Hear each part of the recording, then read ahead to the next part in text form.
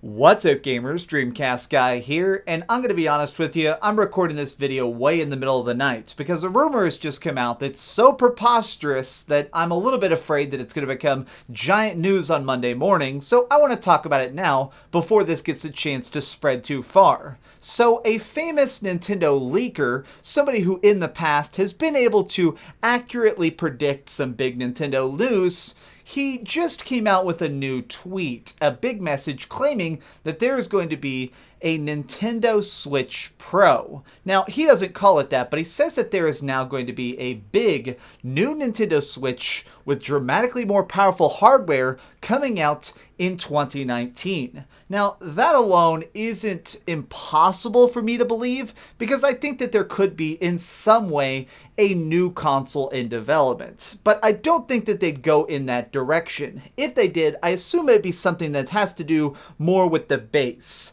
Maybe making it where if I'm playing a docked game that has a little bit of problems with resolution, like Wolfenstein 2, I'd be able to put it on my super dock that makes it where everything stays a lot smoother. But this guy is claiming that this Nintendo Switch Pro isn't going to be about boosting the base. Instead, it is about way upgrading the system itself, the guts of the Nintendo Switch. He is claiming that this is going to have 8 gigabytes of RAM inside it, which is going to up the price dramatically, and second, 128 gigs of internal storage. Now, if you know anything about technology, you'll immediately have two things strike you about that, which is that these are both features that can be incredibly pricey. This is part of the reason that the Nintendo Switch has such a small internal storage, is that they try and keep the cost, no matter what, under $300. They wanted to try and make sure that when the Nintendo Switch came out, they could keep it cheaper than their rivals. They wanted to make sure that it was something that people would pick up or maybe even buy 2 or 3 of. That's definitely the goal of it. Trying to suddenly splurge and have a console that is going to be maybe $500 or at least $450 is preposterous. Now, I bet you're wondering, why in the world would Nintendo do something like this? Well, the leaker claims that the reason they're doing this is because Nintendo is suddenly really infatuated with the idea of 4K gaming. They want to be able to have a way where games that are out on the Nintendo Switch will be scalable up to 4K. Meaning that if you install Mario Kart Switch, you're loving it, hanging out with your friends and going on races, you will be able, theoretically, with this fictional machine, oh, I'm sorry, did I say fictional? I mean this possibly real machine, you'll be able to plug it into that and then play these games at 4K upscaled. Now, this is just so mind-blowing that anybody would drink the Kool-Aid and think this stuff is real. But wait, this rumor is about to take a left turn at Crazy Town. Are you ready for this? Okay, buckle up. We're going to put on our seatbelts and go ready for Crazy Town. Here we go.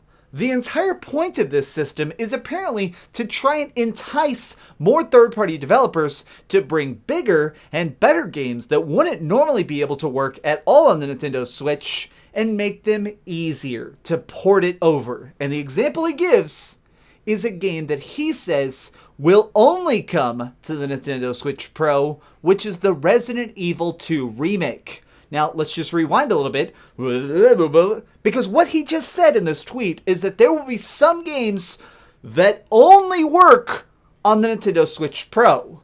This isn't games that'll be upgraded. This isn't games that are going to magically have some extra perks with the Pro. He says that there will be some third-party games that only function if you put them in the Nintendo Switch Pro. Now, I cannot at all think that this is possible, and it's because of stuff like Octopath Traveler. Now, this is a third-party game and something that would fit his criteria because it's a game that is third-party and only made by a single studio. So here's the thing, this game sold over 1 million units already. In my opinion, Octopath Traveler is a masterpiece. It is big, it is riveting, it has great turn-based combat, and that is the reason it is flying off store shelves.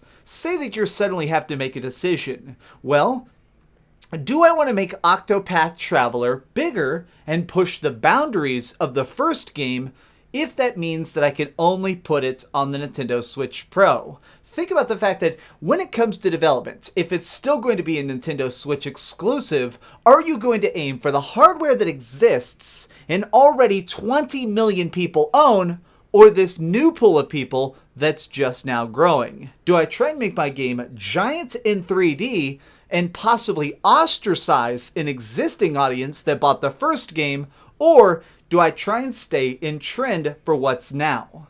So I want to just talk about something that happened a while ago, which is when the PlayStation 4 Pro was first being rumored, but it had not yet been announced, there was a little thing that was floating around the industry, which is that there would be some games that would only function on the PS4 Pro. And the point of that was that apparently there were some indie games that were only going to be able to have in their budget to make the game once. It would either work on the standard PS4 or the PS4 Pro. Now, the reason this never materialized is quite obvious in my opinion, which is that if you're going to be choosing between making a game on a console that has 82 million units sold or making a game for a console that has 12 million units sold, it's not a hard camp to choose which one you need to make stuff for.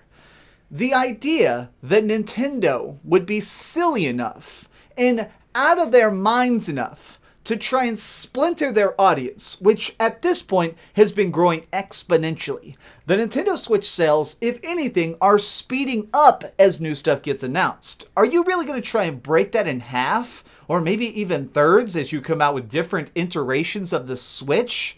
Now, I'm not saying that Nintendo will never make a 4K device. I think that's possible. I do also think that it's quite likely that we will see a new Nintendo Switch, something that tries to integrate and do something different. Say, a smaller one, which I fully believe is that we'll get a Nintendo Switch Mini, or possibly one that tries to boost power.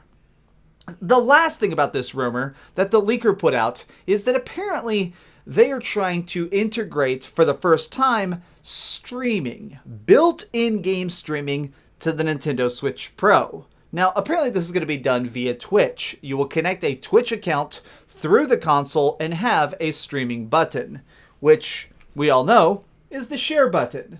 So instead of pressing this and being able to instantly take a cool screenshot, which I just did for this game right here, it will make it where you can instantly jump in and start live streaming on Switch. I think that we are in an age where sharing is part of the gaming experience. That was a dangerous gamble for the PlayStation 4 that managed to pay off. I mean, hundreds of thousands of people every single day get on their PlayStation 4, click the share button, and start live streaming directly from the console. I think that Nintendo may try and toy with the idea of that at some point, but them trying to immediately come out with a refresh, a new console designed from the ground up to try and create these hyper-powerful games and super high graphics limits and streaming, it just seems like too much that's too hard for me to believe. I think that in the next year or so we will see something that tries to shake up the Nintendo Switch formula. But if anything, it seems like Nintendo is at this point quite happy with just trying to focus on the games. That's been their strategy from the very start. When we first saw the Nintendo Switch, what they wanted to do is be like, hey, we're trying to give you interesting new adventures in the Nintendo style and also new stuff to play alongside it. Big ports, great indies, and maybe, theoretically someday, some form of virtual console.